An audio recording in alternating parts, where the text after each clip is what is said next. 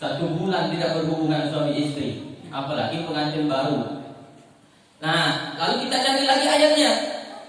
Kita cari ayat surah Al-Baqarah. Wa ahallallahu al-bai'a wa harrama riba. Allah halalkan jual beli dan Allah haramkan riba. Mana tentang halal bihalal? Ini ayat tentang halalnya jual beli dan haramnya riba. Tidak ada tentang halal bihalal. Oke, di ayat Al-Quran tidak ada. Sekarang kita cari di hadis. Ada tidak Nabi bicara tentang halal bihalal? Cari di hadis. Innal harama bayyin, innal halala bayyin, wa innal harama bayyin.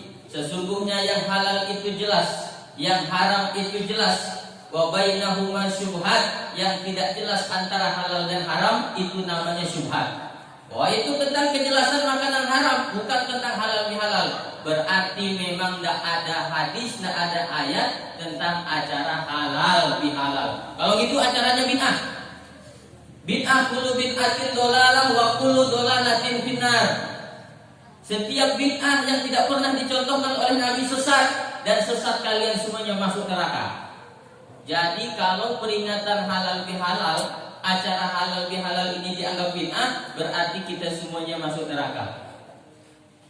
Yang bapak-bapak yang duduk di kursi masuk neraka, ketua RW masuk neraka, tim hadroh masuk neraka, yang tuan rumah ibu suhaja masuk neraka. Yang paling panas nerakanya yang ceramah.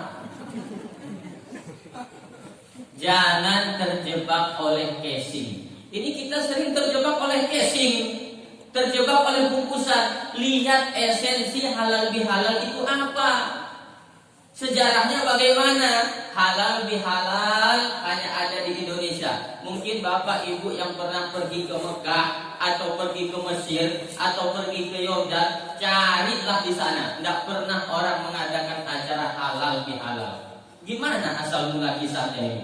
Ketika kita dijajah oleh Jepang, oleh Belanda, bersatu mengusir Belanda, pulang dia ke Amsterdam, negeri kincir angin. Ketika datang Jepang menjajah kita, bersatu kita usir Jepang, pulang dia ke Tokyo. Begitu Jepang pulang, Belanda pulang, sesama kita lalu berantau, berkelahi, beramuk-amukan. Maka ketika itu Presiden Soekarno ingin melakukan rekonsiliasi nasional. Apa nama acaranya nih? Cuman ini Presiden Soekarno dia tidak mau acara yang biasa-biasa. Dia maunya yang luar biasa. Dikumpulkanlah ustadz-ustadz, kiai-kiai untuk membuat acara. Apa nama acaranya? Kata ustadz yang satu, kita kasih nama saja acaranya selamatan. Selamatan biasa. Apa nama acara di komplek Bali Asri 1? Selamatan. Nggak keren, kata Pak Karno. Nunjuk lagi satu orang, Pak Ustadz, apa judulnya? Menurut saya judulnya adalah silaturahmi. Biasa silaturahmi. Lalu kata Kiai Haji Wahab Hasbullah, Pak Presiden, ya, berkelahi itu haram. Tidak teguran sama tetangga itu haram. Mengganggu tetangga itu haram. Jadi yang haram-haram itu harus kita tinggalkan. Kita kerjakan saja yang halal-halal. Jadi apa nama acaranya? Saya kasih nama acaranya halal bihalal. Kata Pak Presiden Soekarno, inilah yang paling mantap. Bahasa Arab, tapi orang Arab pun tidak tahu artinya. Maka mulai hari ini kita tetapkan nama acaranya halal bihalal. Sampai hari ini acara halal bihalal diadakan di masjid, di kantor, di rumah, dan seterusnya. Jadi ini tradisi Indonesia halal bihalal. Apa isinya? Isinya itu tidak banyak. Apa isi acara di sini? Biasanya di sini kalau saya ceramah ada acara baca Quran, tapi di sini tidak ada baca Quran. Cukup tadi sambutan, acara pembukaan, lalu sambutan, lalu ceramah. Ringkas padat. Saya pernah ceramah Pak, diadakan malam hari, tapi jam 11 malam baru ceramah. Kenapa? Sambutannya sampai 12. Sambutan Pak Camat, sambutan Pak RW, sambutan Pak Dusun, sambutan pengurus masjid, sambutan ketua panitia, semuanya mau sambutan. Udah jam 11 malam, barulah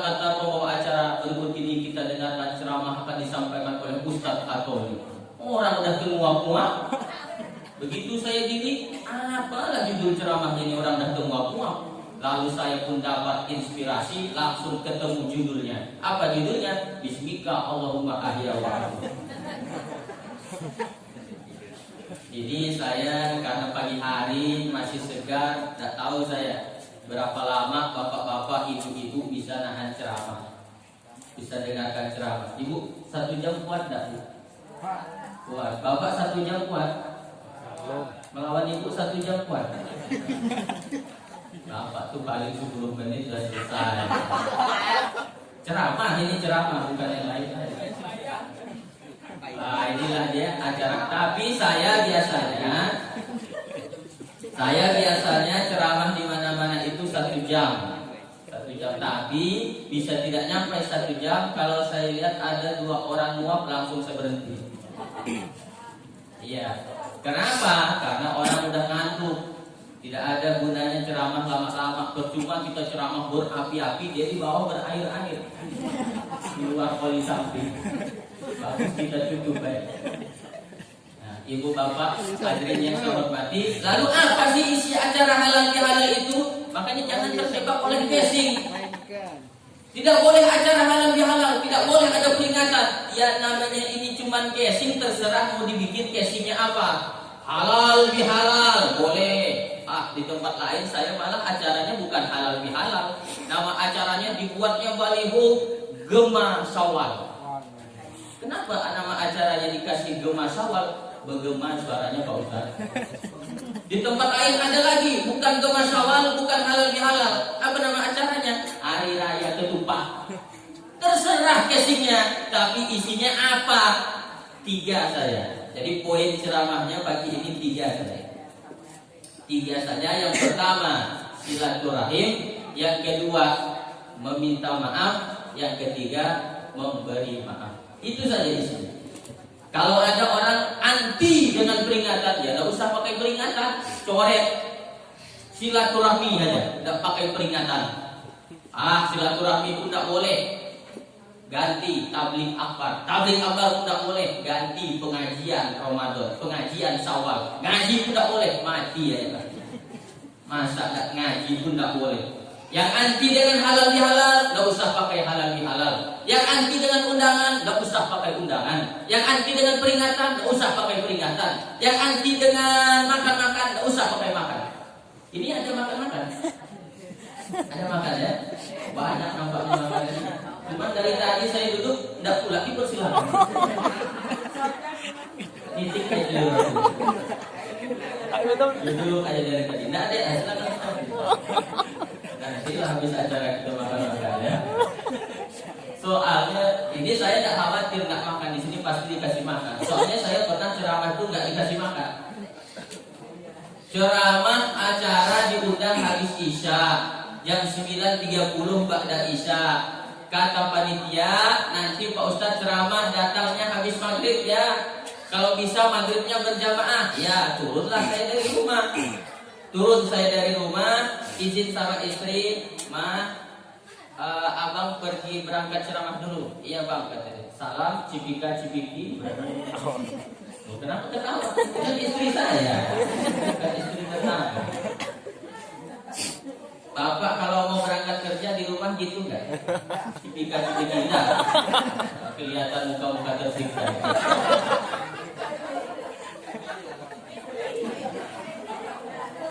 Saya berangkat turun dari rumah, berangkat, salam, cipika cipiki.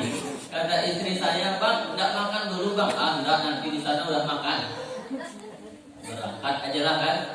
Berangkat, begitu nyampe di tempat acara, pas azan maghrib. Selesai sholat maghrib, biasanya di tempat-tempat lain habis maghrib, kalau acara bada isya habis maghrib itu makan. Saya pun tunggu-tunggu kok gak ada makan. Gak mungkin saya itu pinta-pinta makan. Nah, dia aja ngobrol sampai datang waktu isya. Dalam hati saya nih nampaknya habis isya makan. Habis isya ternyata acaranya langsung mulai. Dalam hati saya kok nampaknya nih habis ceramah nih baru makan. Masih berharap ceramah lah saya Pak, berapi-api ceramahnya, maklum kelaparan. Sampai jam 10.30 malam baru selesai ceramah, barulah ada orang menyuguhkan, menghidangkan biskuit Roma. Yang dihidangkan ternyata biskuit Roma. La ilaha illallah. Dari maghrib saya nunggunya sampai jam 10 malam, ternyata cuma biskuit Roma. Alhamdulillah. Tapi di sini apa nambahnya lauknya? Kita tanya dulu kan. Asik. Ini kita tak khawatir acara kita silaturahim. Apa kata Nabi?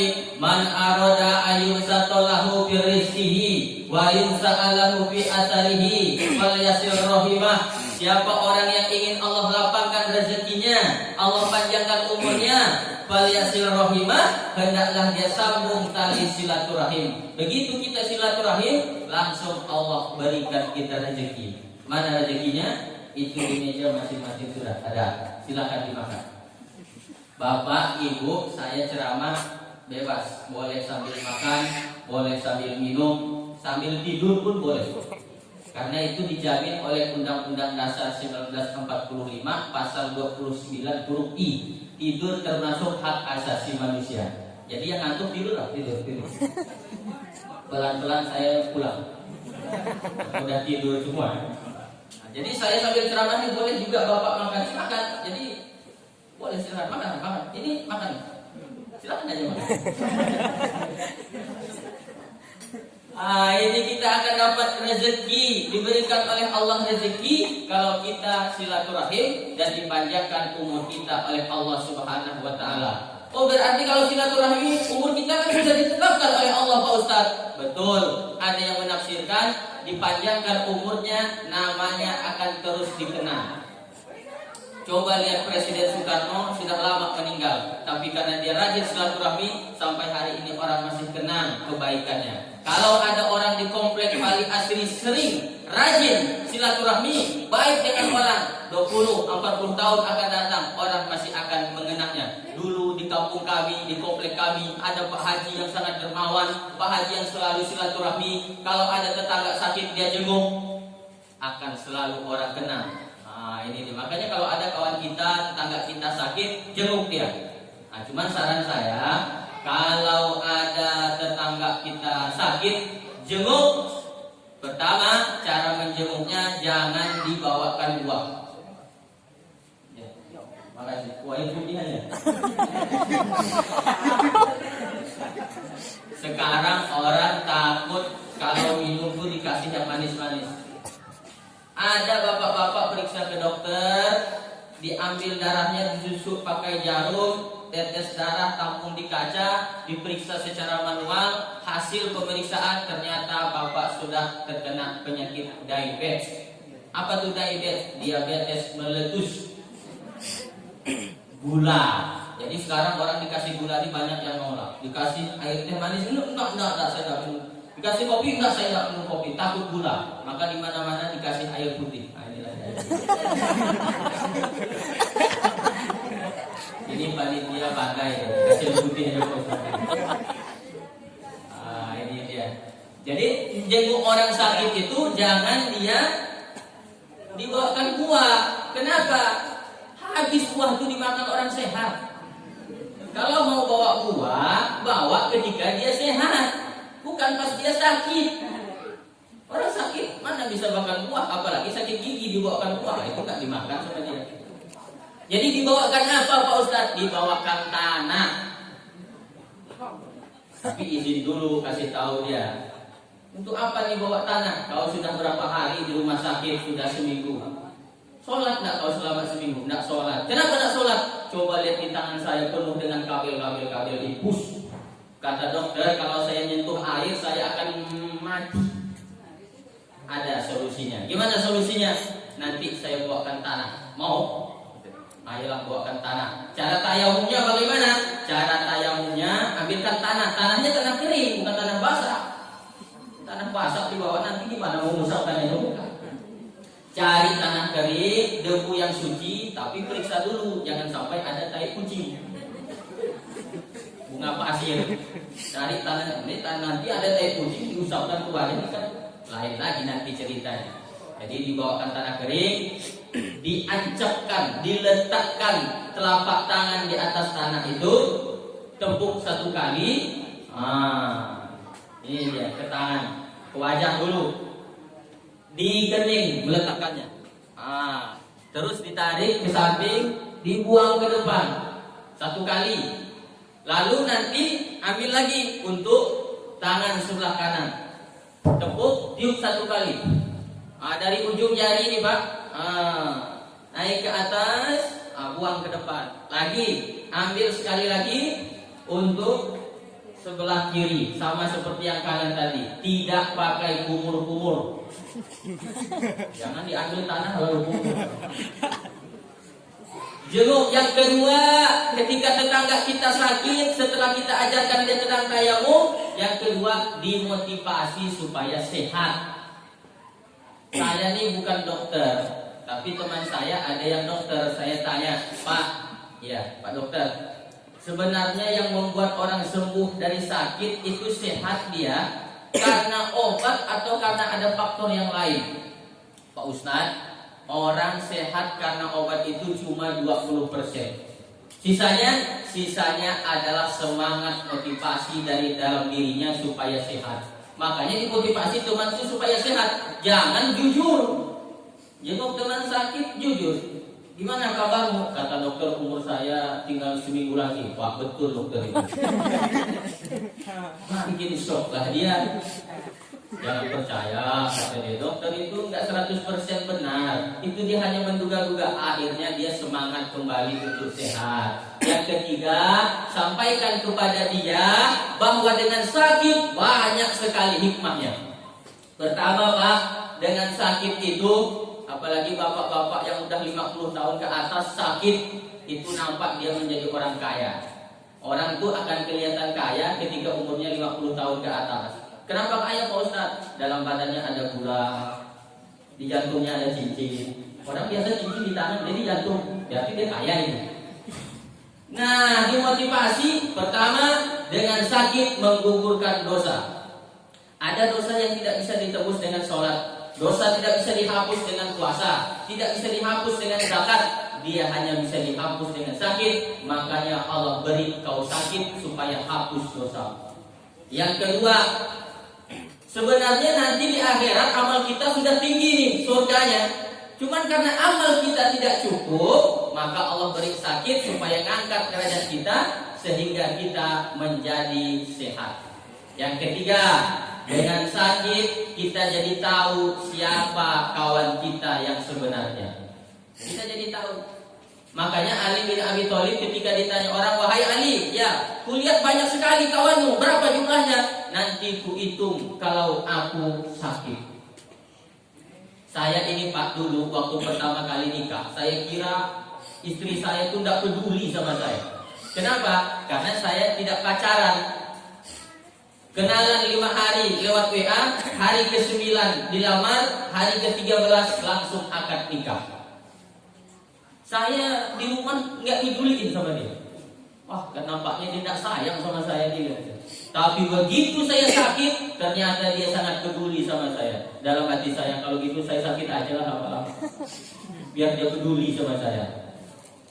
Bapak nanti kalau di rumah begitu sakit akan nampak siapa kawan kita yang sebenarnya. Kalau kita sukses, banyak kawan kita. Kalau kita kaya, banyak kawan kita. Kalau naik pangkat jabatan kita, banyak kawan kita. Tapi ketika sakit, disitulah nampak siapa kawan kita yang sebenarnya. Jadi kadang-kadang kita ini kalau orang sukses, wah itu keluarga saya, itu adik-beradik saya. Tapi begitu ada orang bangkrut, orang terpuruk, orang miskin, kita tidak akui itu sebagai saudara kita. Itu Pak anggota Dewan Kabupaten Pontianak itu, Kabupaten Kota kenal? Oh kenal, bapak saya sama bapak dia masih sama-sama bapak-bapak. Tapi giliran ada yang ditangkap KPK, kenal sama yang ditangkap KPK. Oh enggak kenal, itu enggak kenal. Giliran yang jahat-jahat tidak kita akui, padahal itu adalah juga saudara kita. Maka hadir di sini, kalau kita niatkan silaturahmi, maka kita mendapatkan panjang umur. Yang kedua, dilapangkan rezeki kita oleh Allah Subhanahu wa taala. Buktinya begini, saya ini tidak banyak duitnya, Pak. Cuman karena rajin silaturahmi, kawan saya jadi banyak. Kawan saya banyak duitnya, saya tidak punya duit.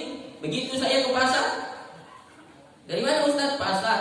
Nih mau belanja. Begitu mau belanja, Pak Ustaz belanja, beli apa? Silakan ambil. Begitu saya mau bayar, ada usah bayar Pak Ustaz, sedekah sama Pak Ustaz. Malulah masa kita beli tidak bayar. Anda aku bawa aja Ustaz. Dalam hati saya memang itu yang kutunggu. Saya tidak punya duit, tapi kawan saya punya duit. Berapa kali saya makan di rumah makan tidak bayar. Begitu selesai, ini kan Ustaz Anwar ya. Ada apa di sini? Itu isi ceramah. Begitu saya makan, begitu saya mau bayar, maaf Pak, sudah dibayarkan sama Bapak Ibu. Bayangkan, dibayarkan karena kita silaturahmi. Saya mau ngurus SIM, perpanjangan SIM ke kantor Samsat, ke Polres Sambas mau urus. Begitu saya mau masuk ke kantor Polres Sambas, ketemu sama Pak Kapolres. Assalamualaikum Pak Ustaz. Waalaikumsalam. Ada apa? Ini mau perpanjangan SIM Pak Komandan. SIM Pak Ustaz. Langsung dibawanya ke Kasat Lantas. Pak Kasat Lantas, ini Ustaz Hatoli tolong diurus SIM-nya. Jangan kalian ambil uangnya ya. Gratis ngurus SIM. Bayangkan itu, karena silaturahmi dimudahkan rezekinya oleh Allah Subhanahu wa Ta'ala. Nah, inilah dia manfaat silaturahmi. Saya tidak mau silaturahmi Pak Ustaz. Orang yang tidak mau silaturahmi, memutuskan tali silaturahmi, la yadkhulul jannah, kata Nabi, tidak masuk surga. Siapa yang tidak masuk surga? Qati'ur rahim, orang yang memutuskan tali silaturahmi. Ini mohon maaf saya ceramahnya ngadap ke bapak-bapak aja. Karena kalau ngadap ke ibu-ibu hilang bahan ceramahnya. Ibu-ibu ini wajahnya fresh and beauty, masih segar dan cantik-cantik. Tapi ini ibu-ibu ini cantik-cantik 40 tahun yang lalu. Hari ini udah kerintel-kerintel. Ibu bapak hadirin yang saya hormati, mami muslimah ini dua orang muslim yang takiyani berjumpa, wayatasofahani lalu bersalaman, illa mufirolahuma, Allah ampuni dosa mereka berdua, malam yatafarraqa, sampai mereka berpisah. Kita nih yang datang ke sini berjumpa, bersalaman, Allah ampuni dosa mereka kata Nabi, sampai mereka berpisah pulang ke rumahnya masing-masing. Maka tadi saya pun salaman. Ini kan era pandemi COVID-19 Pak Ustaz, tidak boleh salaman. Nanti disiapkan hand sanitizer. Ini salaman kita diampuni oleh Allah dosa kita sampai kita berpisah. Tapi tentu salamannya laki sama laki-laki, perempuan sama perempuan. Ibu-ibu